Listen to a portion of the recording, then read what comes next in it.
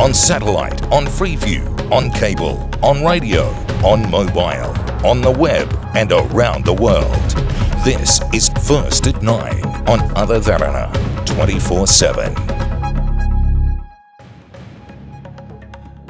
Making headlines first at 9. Beyond 2025, President and Prime Minister launched the Economic Development Plan, assuring a debt-free nation. Confused allegiance. Former President Mahinda Rajapaksa claims the SLFP is confused about its loyalty. In hot waters, protest held against Field Marshal Minister Sarath Fonseca over his comments on former army commander. Several hold rallies in support of him. And in international headlines, trouble brewing. Regional powers call for calm after North Korea's most powerful nuclear test yet. The vital priority now is to ensure that the North Korean regime comes to its senses. And in sports, Sports Minister Dasari Jayasekara says he is ready to consider Mahela Jayawardena's cricket development plan.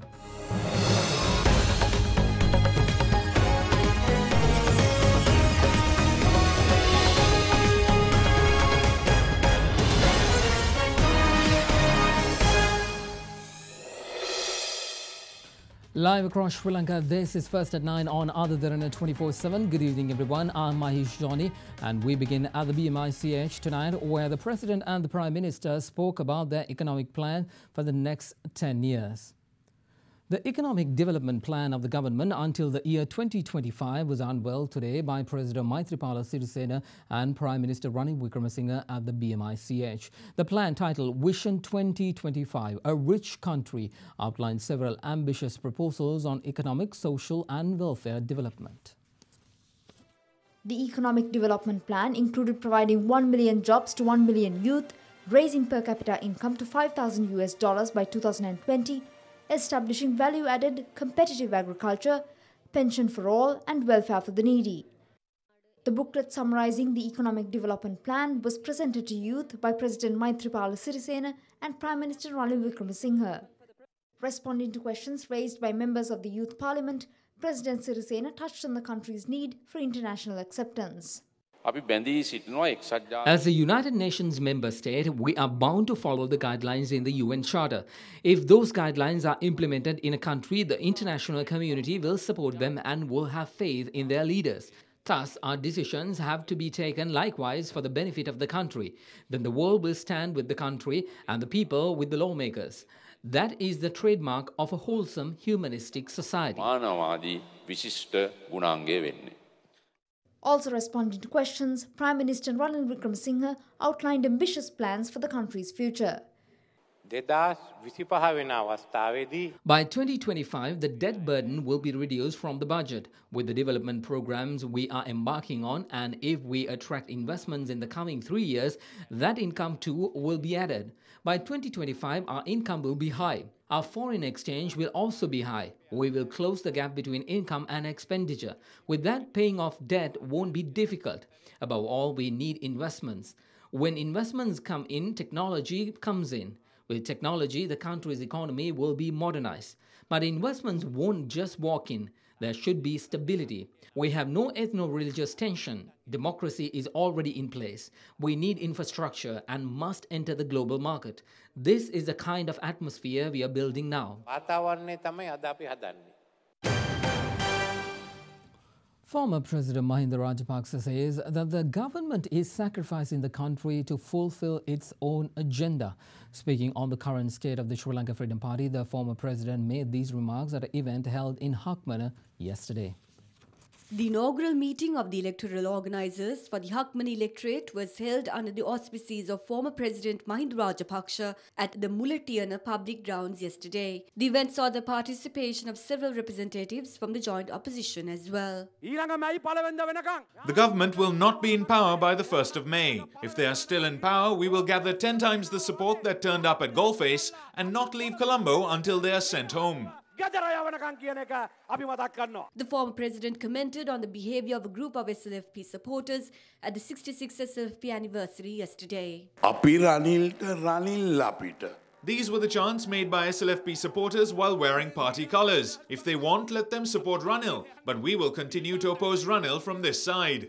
Ranil always talks about the debt situation of the country and that the Sri Lanka Freedom Party has done nothing good. The golden era of the Sri Lanka Freedom Party was during my leadership back in 2005. But after freeing the country from war, they are now going to sacrifice our country once again. One army general said that he will go to any international court and give evidence against a particular former army general. Everyone is pointing fingers at each other. One minister blames another and vice versa. Later, they all get together and say we have done wrong. All those who are really at fault are coming out. We are waiting until the upcoming elections to give our response.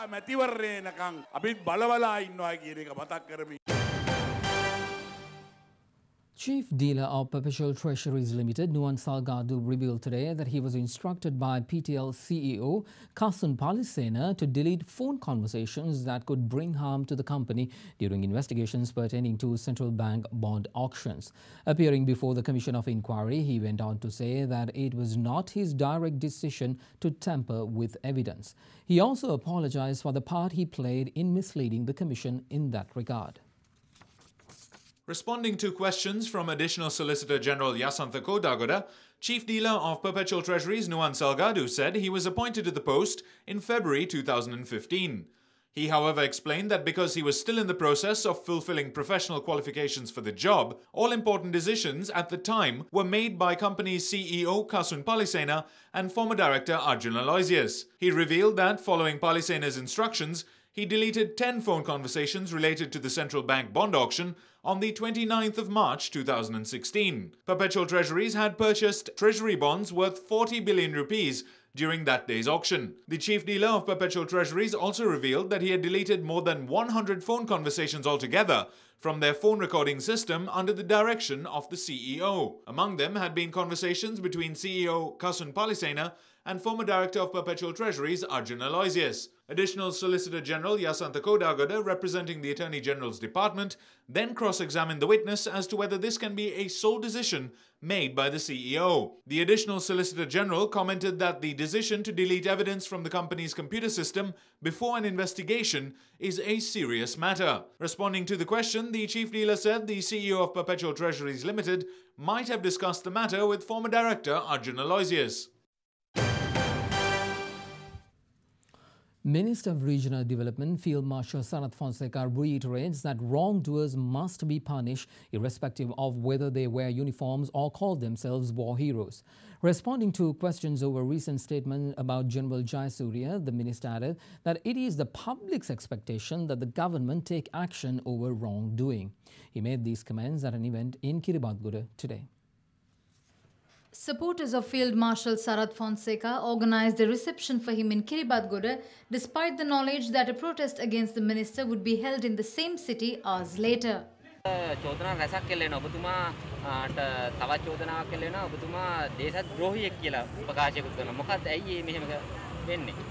The people who call us traitors were afraid to go past Anuradhapura and Polonnaruwa during wartime. Today people are walking safely and everyone is able to live in peace because I made a complete stop to the war. If the people who ended the war are traitors, then the ones who looted the country, killed people and abducted people using white vans, are they patriots? The real meaning of that word is debatable.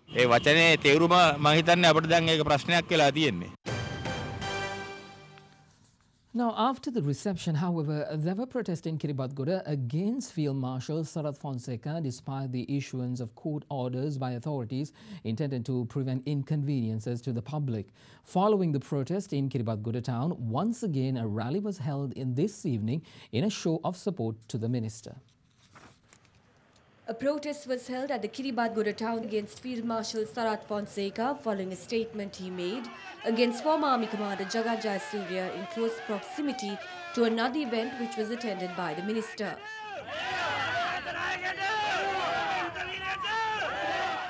Meanwhile, the joint opposition and several war heroes organizations also held protests in Kiribati town this evening. A court order was presented by the Kiribati police requesting protesters to disperse as the protest was causing inconvenience to the public.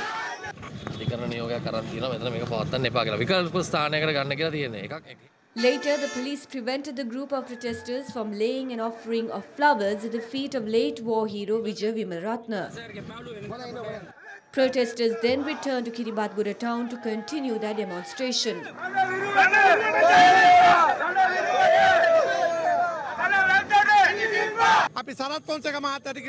We would like to tell Sarath Fonseca not to become a pawn of the Tamil diaspora by entering parliament through the national list and working for money.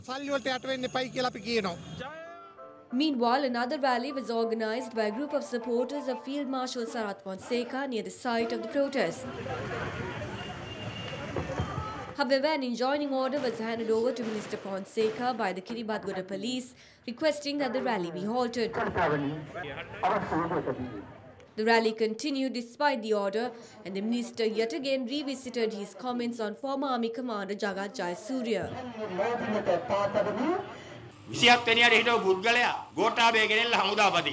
The man who was appointed the 27th Army Commander ran the army with Gotabaya Rajapaksa.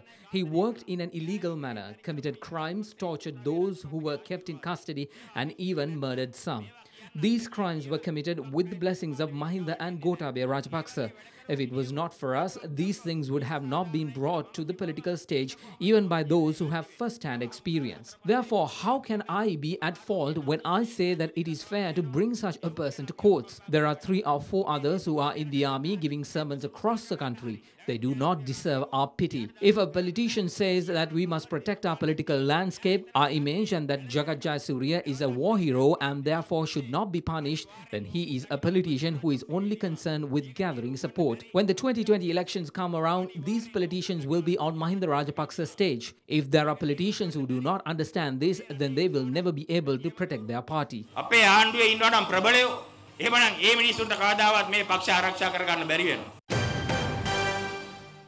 Meanwhile, UPFA parliamentarian Uday Gammanpilla accuses Field Marshal Sarath Fonseca of treason, saying that the government should arrest him soon. In another media briefing, chief incumbent of the Dharma Ayathane, Venerable Alle Gunawansathera, suggested that President Maithripala Sirisena should be vigilant about what is happening in the country. Sarath Fonseca Matituma. Field Marshal Sarath Fonseca betrayed his own army for the second time.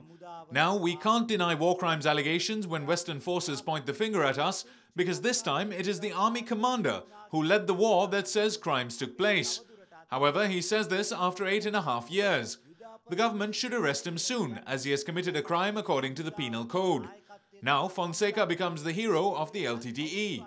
He did what their leader Prabhakaran failed to do. It is clear that he serves some Tamil separatists, of whom he has become a pet. As the government feeds the extremist pet, we have to recognize that this government is a government of separatists. The president clearly stated yesterday that he does not take the stance of the Tamil diaspora or that of the NGOs. I'm thankful to him for making such a statement. However, it should be proved with action as well. Soldiers live in fear today. I request the president to appoint an unbiased official to solve these issues. You're a man of our class. It is because you understand this situation that you made a statement about the soldiers yesterday. You should be careful. In this country, the ones who are elevated cannot see the ones on the ground, but the ones who are on the ground can see the people above. Therefore, this is both advice and a notice.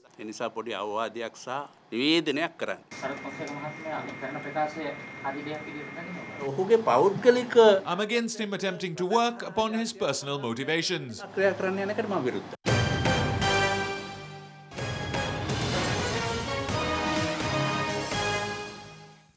Welcome back, everyone. More local stories. The Northern Provincial Council today unanimously voted against the proposed 20th Amendment to the Constitution, which grants powers to hold provincial council election polls on the same day. Accordingly, the written objections of the councillors will be submitted to the Governor on Thursday. Presided over by Chairman C.V.K. Sivanyanam, the Northern Provincial Council met today and saw the draft bill on the 20th Amendment to the Constitution tabled. Addressing the Council, Chief Minister of the Northern Province, C.V. Vigneswaran, said that the Council amendment removed the powers vested with the Provincial Council in Parliament. He further stated that while requests for more power in the North and East have been made, the central government is trying to slash existing powers. All the ruling party and opposition members of the Provincial Council participated in today's session, with unanimous objection to the bill being expressed. Accordingly, the written objections of the councillors will be submitted to the Governor later this week. Meanwhile, the Western Provincial Council sitting over the draft bill on the 20th Amendment to the Constitution has been postponed until the 11th of this month. The postponement was approved by 77 councillors while 5 members objected. However, the Governor said that the Council's decision regarding the draft bill should be conveyed on the 14th of this month. The grace period for appeals over this year's electoral register will end on the 6th of this month. However, the Elections Commission stated that there is no possibility of admitting names into the register after it has been finalized. Meanwhile, expressing views in this regard, Executive Director of PAFREL, Rohana Hettiarachchi, requested all voters to admit the names if they are not included in the electoral register.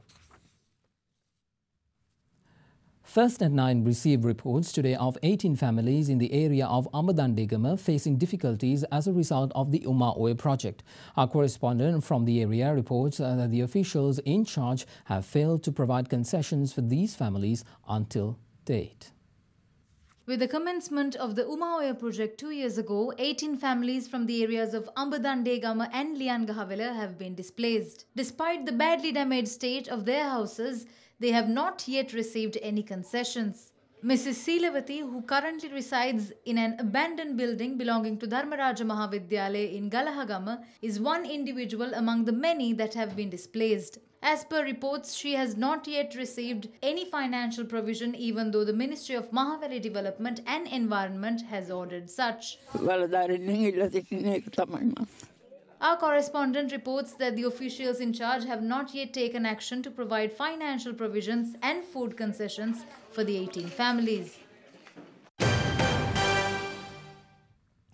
Former chairman of the Development Lotteries Board and former Deputy Minister Sarana Gunawardena was arrested today by the Colombo Crimes Division and remanded until the 18th of this month. He is accused of misusing state-owned vehicles while serving at the Development Lotteries Board.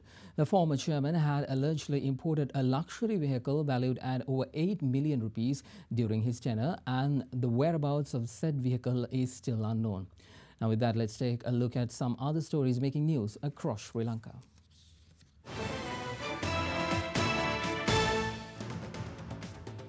A revision petition submitted by Shashikala Raviraj, the wife of former parliamentarian Nadaraja Raviraj of the Ilange Tamil Arusakatchi party, in order to review her husband's murder case, has been assigned a court date by the Court of Appeal. The relevant revision petition was taken up for hearing today. A residence believed to have been printing counterfeit currency in Middenia Hambantota was raided upon information received by Middenia police. Counterfeit 5,000 and 1,000 rupee notes amounting to a value of 450,000 and several currency printing machines were found in a residence situated next to the Middenia hospital, and 2 suspects have been taken into custody. A protest against an alleged decision of politicians to change the location of a multi-purpose complex was held by residents of Nahene in Hunupitiya, Kalaniya yesterday. The multi-purpose complex is to be built in Hunupitiya under the Purunagama project at a cost of 35 million rupees.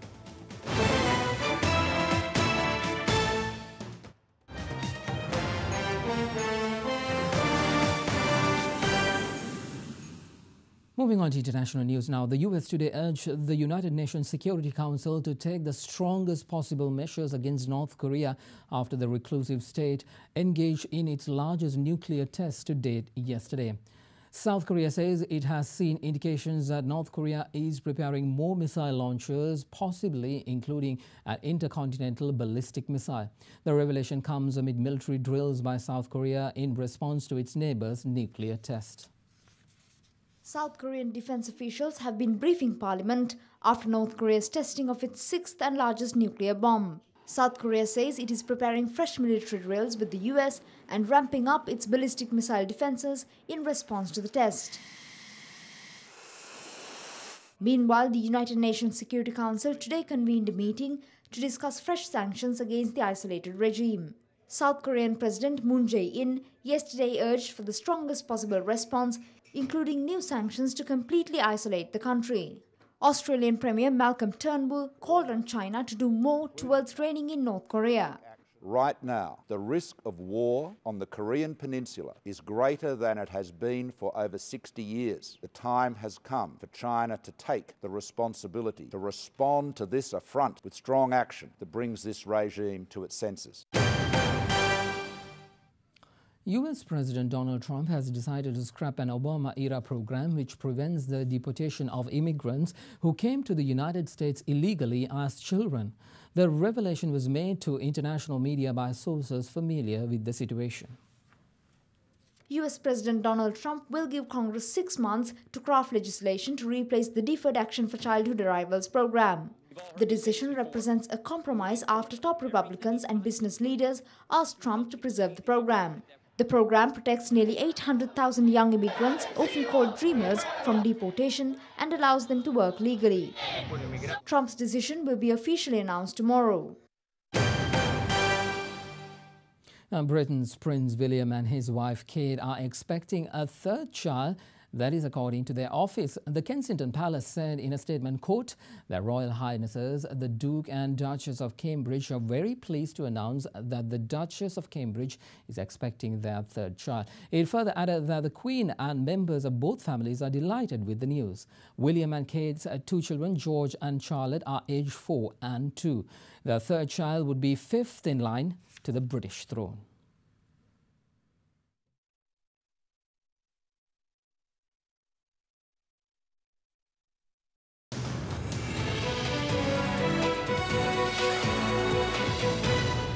The BRICS Summit 2017 began yesterday in Xiamen in China with the participation of leaders from Brazil, Russia, India, China and South Africa. The summit of the so-called BRICS nation brings together the 5 fast-growing economies who are seeking a greater say in world affairs. Economic ties topped the agenda at the 3-day gathering in China, with topics including China's trade policies, the One Belt, One Road initiative and the New Development Bank, which aims to address a massive infrastructure funding gap in member countries, slated to be discussed. BRICS cooperation has reached a crucial stage of development. In assessing the performance of BRICS cooperation, it is important to bear 2 things in mind: the historical course of global development and evolving international landscape. The historical process of development of BRICS countries, both individually and collectively. We are in an era of great development, transformation and adjustment. We have put in place a leaders-driven cooperation framework that covers wide-ranging areas and multiple levels. 提供更多先进的理念和公共的产品。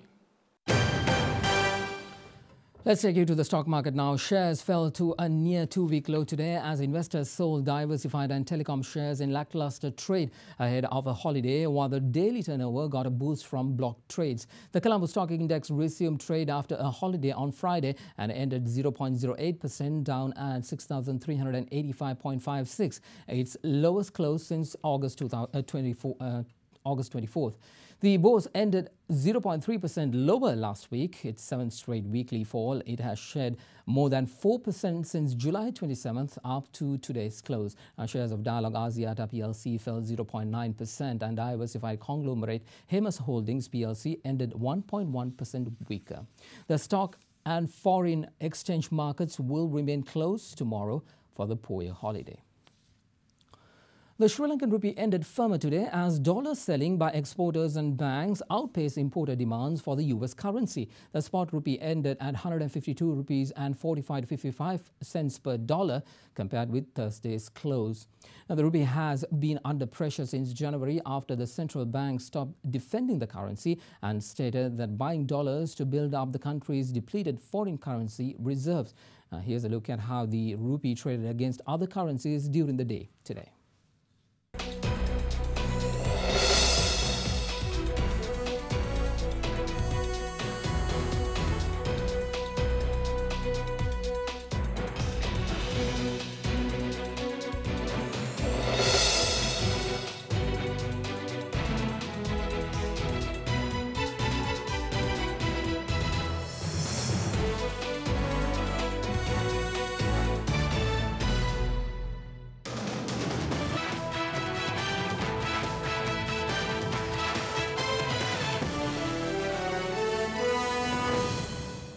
On to sports, Sports Minister Dasuri Jayasekara says that he is ready to consider a cricket development plan by former cricketers Mahela Jayawardene and Siddharth Vettamuni if it is forwarded to him. He made this statement today when Derana asked him about the plan which was presented in 2015. The Sri Lanka cricket team was whitewashed by India first in the 3-match Test series and then in the 5-match ODI series, with the latter recorded as the first limited-over home series in which Sri Lanka lost every game. Former captain Kumar Sangakkara, speaking to the BBC recently, elaborated on the necessity for a strong first-class system. The country's first-class cricket should be strengthened. Opportunities should be made for new players. Having more opportunities to play means more experience to play international cricket. Only then will they learn how to face pressure. Meanwhile, former cricketer Siddharth Vettamuni revealed that himself and former captain Mahela Jayawardene handed over a plan to develop the country's cricket in 2015. However, the plan was not taken into consideration by anyone. The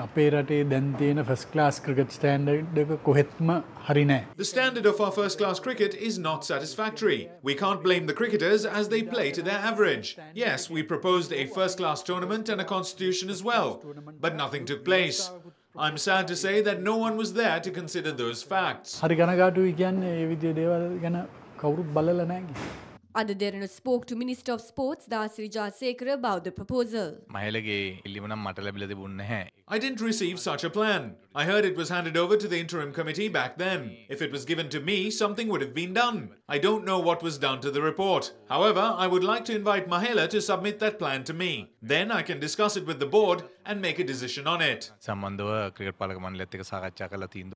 2 days before the one-off T20 match against India, Sri Lanka Cricket has released a revised squad including Jeffrey Vendese and Dasun Shanaka. Dushmanth Chamira, Vishwa Fernando and Kushal Mendis have all been rested. Meanwhile, SLC today announced the provisional squad for the second Test series against Pakistan in the UAE from the 28th of this month to the 10th of October. Dinesh Chandimal continues as the long-form captain of the Sri Lankan team, while limited overs captain Upul Tharanga informed Sri Lanka Cricket of his unavailability for Test for 6 months as he wishes to focus on the shorter formats of the game. Now, Derana's Katharina Chang is at the Weather Centre with your tomorrow's weather.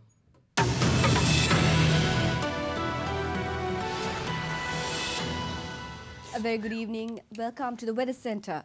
Now, we can expect some wet weather to continue till Thursday, while temperatures in the country may vary between 22 and 30 degrees Celsius. Now, a low pressure zone is expected in most parts of the island, particularly central, western as well as the eastern part of the island. Now, this could bring about thundershowers in Jaffna, Trincomalee and Anuradhapura, while thundershowers may also be expected in Colombo, Kandy as well as Batticaloa. But before we leave you, let's now take a quick look at the city by city forecast.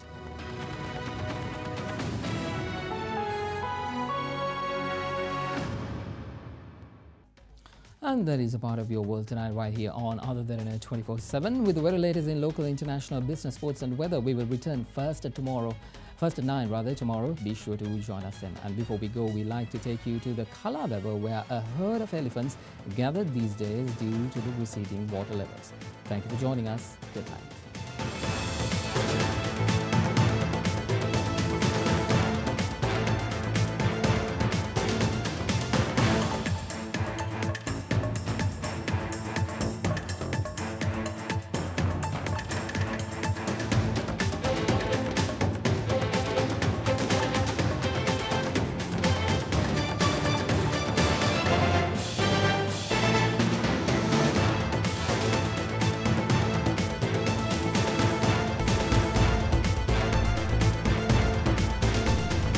Bringing you the news and information 24 hours a day.